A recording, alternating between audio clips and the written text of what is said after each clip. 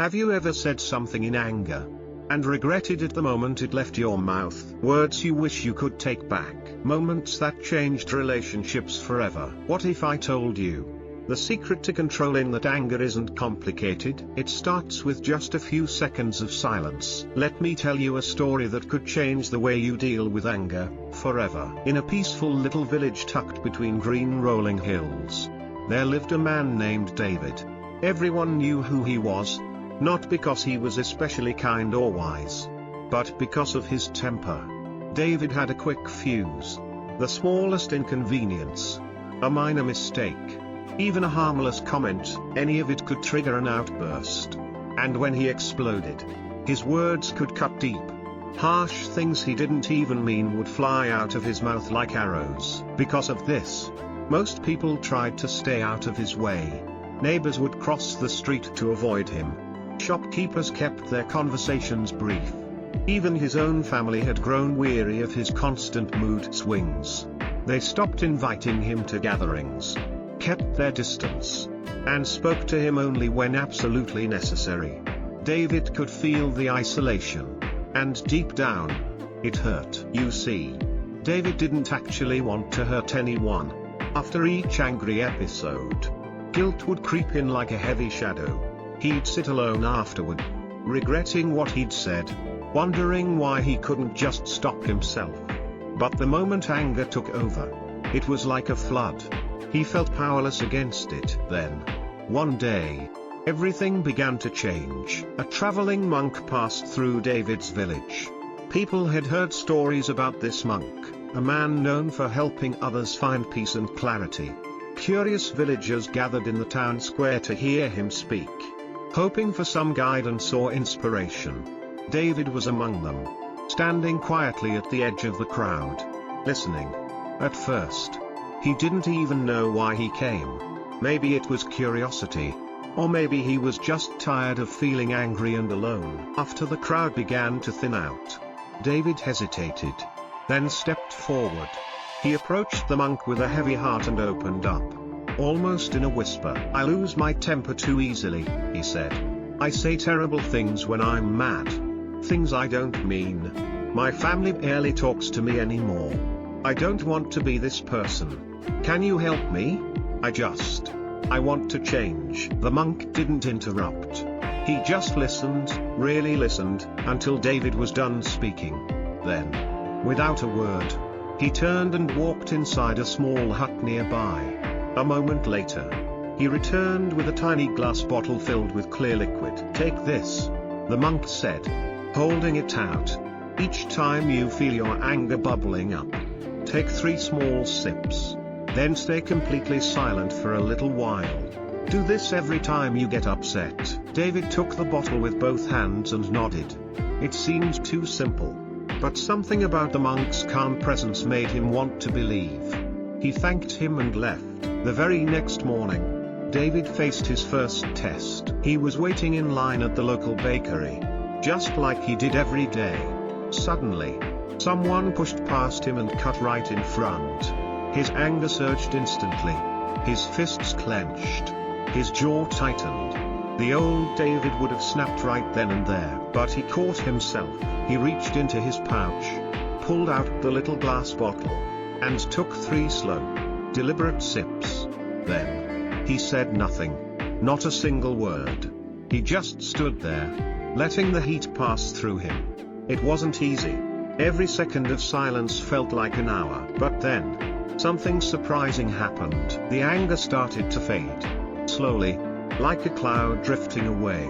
Within a few minutes, he didn't feel like yelling anymore.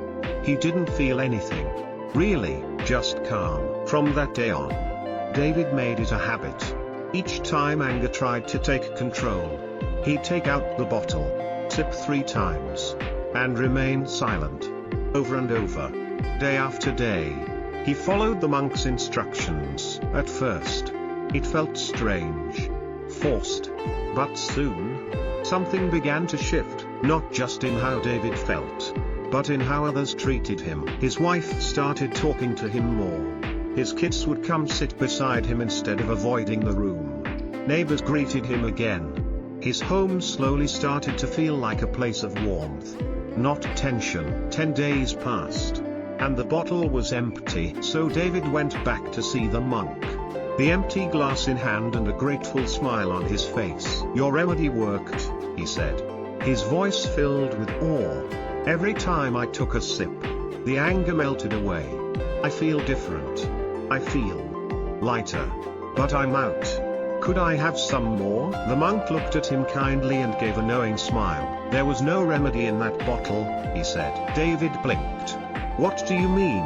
"It was just water," the monk replied. David stared at him in disbelief. "Water? But I thought." The monk nodded. "It wasn't what was in the bottle that changed you. It was the silence. The pause. By stopping to sip and choosing not to speak in anger, you gave yourself the space to breathe. That moment of stillness, that's what helped you." David stood quietly, letting the words sink in. "It's not the water," the monk continued. "It's what you did in that moment. You gave yourself the chance to pause, to not react instantly. And that pause, those few seconds of silence, made all the difference. Anger makes us say things we can't take back. But silence gives us power. It lets your heart settle, lets your mind clear. And in that stillness, you found strength, not to lash out, but to choose how you respond." David nodded slowly. For the first time in years, he felt like he understood something deeper. Not just about his anger, but about himself. From that moment on, David didn't need the bottle anymore. He had discovered something more powerful than any potion or advice. He had learned the value of the pause, the silence that stood between an impulse and a reaction. It wasn't easy at first. The habit of anger had deep roots. But now, he had a tool, time. A few seconds of calm to let the storm pass before it swept him away. So whenever anger came knocking, David didn't answer with shouts or sharp words. He responded with silence. He let the emotion rise, and then fall, like a wave. No yelling, no regret, just quiet. And something incredible began to happen. His words became softer. His energy changed. People noticed. They started opening up to him again. His home, once filled with tension, grew peaceful. His kids laughed more around him. His wife smiled more often. Conversations that once ended in arguments now ended in understanding. David had become someone new, not by denying his anger, but by learning how to manage it. You see, the story of David isn't just about anger. It's about the space between stimulus and response. That small, quiet space where we get to decide who we want to be. It's about realizing that emotions don't control us, we control how we react to them. And David's story is far from unique. How many of us let our emotions get the better of us? How often have we said something in the heat of the moment that we later regretted? Sometimes, it's not even big things that trigger us. A rude driver, a coworker's tone, a snarky comment online. It builds up, and before we know it, we're raising our voice, slamming doors, or sending messages we wish we could unsend. But what if, like David, we chose silence instead? What if we gave ourselves the grace of a pause? Think about it. Just 3 deep breaths. Or walking away for a moment. Or even sipping water. Like David did. Not because the water has magic in it, but because the act of pausing buys us time. Time to let the emotion run its course without causing damage. Because here's the truth, anger isn't the enemy. It's a signal. A natural human emotion. But what we do with that signal, that's what defines us. Anger says, something's wrong. But it's up to us to decide whether we scream about it, or solve it. That's what David learned. He learned that reacting with rage only brought more pain, not just for others, but for himself. The real power was in restraint. In choosing a calm response over a heated reaction. In choosing peace over pride. And that's not weakness. In fact, it's the exact opposite. It takes incredible strength to be silent when you're burning inside. To hold your tongue when every part of you wants to lash out.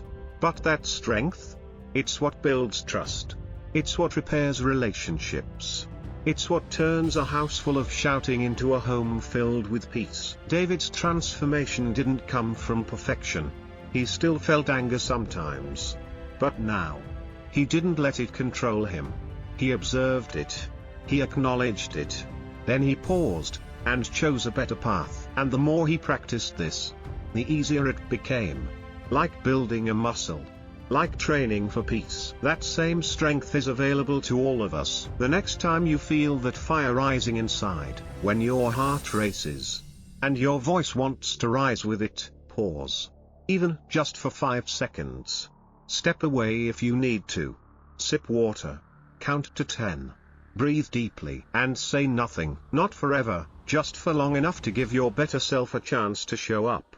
You might find that the silence says more than words ever could, because in that space, in that pause, lies wisdom. It's the same wisdom that helped David turn his life around. It's what helped him reconnect with his family. It's what earned him respect in the village. Not because he never felt angry again, but because he chose not to let that anger speak for him. Imagine a world where more of us did the same. Fewer arguments. Fewer broken relationships. More understanding. More compassion. All from just a few moments of silence. So often, we think we have to do something in the moment, shout, defend, retaliate. But sometimes, doing nothing is the most powerful move. Silence isn't giving up. It's rising above. It creates space. And in that space, healing can happen. Understanding can grow. And transformation can begin. From that point on, David walked through life with a new kind of confidence. Not loud, not forceful, but quiet, steady, and grounded. He no longer saw anger as something to fear or fight against, but as something to notice and understand. It didn't define him anymore. It didn't control his actions or dictate the tone of his relationships. He had mastered the art of the pause. And with that, everything changed. It wasn't just about silence for silence's sake. It was what that silence created: clarity, awareness, and space to make better choices. David had discovered that true strength doesn't always roar. Sometimes, it's found in the quiet decision to not respond right away. To hold back when emotions are high. To protect your peace even when the world is pushing your buttons. And that's a lesson that applies to all of us. Whether you're a parent trying to be more patient with your kids, a partner in a tense relationship, a leader managing pressure, or just someone navigating the stress of everyday life, learning to pause can change everything. Because here's the thing, most regrets don't come from silence. They come from speaking too soon, reacting too harshly, or letting a few seconds of anger undo years of trust. Think about how many relationships have been damaged by a single moment of rage. A cruel word. A slammed door. A text sent in frustration. Now think about how many of those could have been avoided. With just a pause. It's not always easy. In fact, it's really hard. When we're angry, silence can feel unnatural. Like we're suppressing something. Like we're letting someone else win. But it's not about suppression, it's about transformation. When you give yourself time to cool off, you're not ignoring the problem. You're preparing to face it with a clearer mind and a calmer heart. You're choosing a response instead of a reaction. And that choice, that moment of control, is where real power lies. Over time, those small acts of restraint compound. They build trust. They build respect. And they build a version of you that's no longer a prisoner to emotion. David became that version of himself. He didn't become perfect. He still had moments where frustration bubbled up. But now, he knew what to do with it. He welcomed the pause. He saw it as his ally, not a burden. And people noticed. His relationships deepened. His family opened up to him more. He was no longer the angry man people avoided. He was the one others came to for advice, for comfort, for understanding. Not because he had all the answers, but because he had learned how to listen, how to hold space, how to respond, not react. The change was real. And it all started with one simple act, 3 sips of water. And silence. That's the power of pause. It's not flashy. It's not dramatic. But it's one of the most life-changing habits you can develop. And you can start today. You don't need a magic bottle. You don't need to be a monk. You just need to be willing to slow down when your emotions speed up. To take a deep breath before the words come out. To choose peace, even when you have every reason to be angry. Because here's the truth, anger will visit all of us. It's part of being human. But we don't have to let it lead. We don't have to let it burn bridges. Hurt the people we care about. Or make us into someone we don't want to be. We get to choose. We get to pause. And in that pause, we unlock something powerful. A few seconds of silence can save a relationship. A few seconds of stillness can stop a fight. A few seconds of breath can stop a lifetime of regret. The next time you feel your blood boiling, remember David. Remember the bottle. And the monk's words. Remember that silence isn't weakness, it's wisdom in motion. And most of all, remember, you are not your anger. You are the space between the emotion and the action. You are the pause. The moral of David's story: anger isn't the problem. Uncontrolled reaction is. But if you can take even a few seconds to stop, breathe, and stay quiet, you create space. And in that space, you find your strength. Strength that leads to better choices, fewer regrets, and deeper connections. So the next time the fire rises, don't pour gasoline on it with harsh words. Pour water on it, with silence. Pause. Breathe. Choose peace. That's where the real power lies.